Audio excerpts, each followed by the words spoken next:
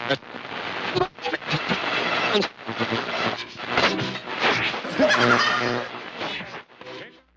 bad decision. That's what one of my favorite scriptures in Proverbs, Proverbs 2:11. When wisdom enters the heart, thinking ability will safeguard you. I'm going to say that again. When wisdom enters the heart, thinking ability will safeguard you. Now, when you say wisdom, how can wisdom enter the heart? You say wisdom is a mind thing, don't you think? But something about the heart. They say the heart is the seed of what? Motivation. So the heart moves you to do something. So when wisdom's in you, it moves you to act, right? So when wisdom enters the heart, thinking ability will safeguard you. Nothing will protect you like thinking ability. The best weapon he created was your brain. You don't need weapons. You don't need knives. You don't need pepper spray. The best weapon you got is this thing here. He said thinking ability will safeguard you.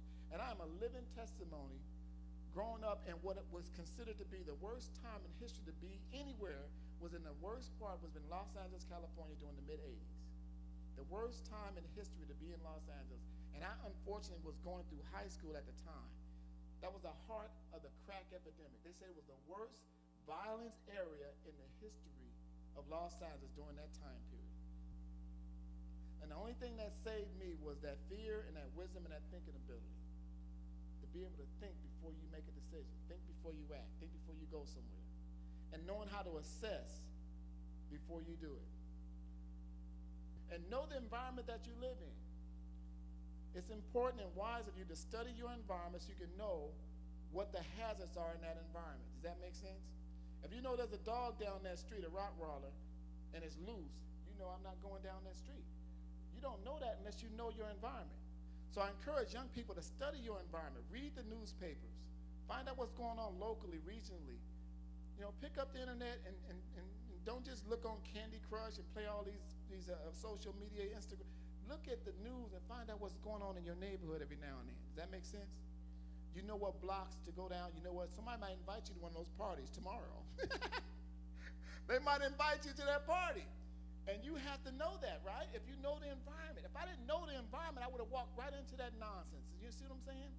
Here's another example of how I shouldn't be here today. There was an environment where these people, some groups wore certain colors and some groups wore another color, red and blue. I'm not going to pull any punches, but they're gang colors. You guys know that, right? So me being ignorant and not knowing my environment, at the time in the 80s, there was this big, this fashion change. They had this thing called big starter jackets, where it was every sports team had their own logo and stuff. So I went out and bought a bright red 76ers starter jacket. And I lived in the wrong neighborhood for that color. But I didn't know, and no one didn't tell me that. And I was what? Ignorant, and I wasn't paying attention. You follow me? So I'm coming from work. I worked at Kentucky. My first job was Kentucky Fried Chicken. I worked on Olympic Boulevard. I was very proud. I worked at 10 o'clock at night. My first paycheck, the guy didn't even give me a check. He just paid me out of cash. It was $71.50. I'll never forget it. He said, here's your money. I was proud, though. So I had my new 76ers jacket. You know, I had my $71.50. I had my some chicken. Of course, of course, I had me a couple of 3 pieces, and I was feeling good.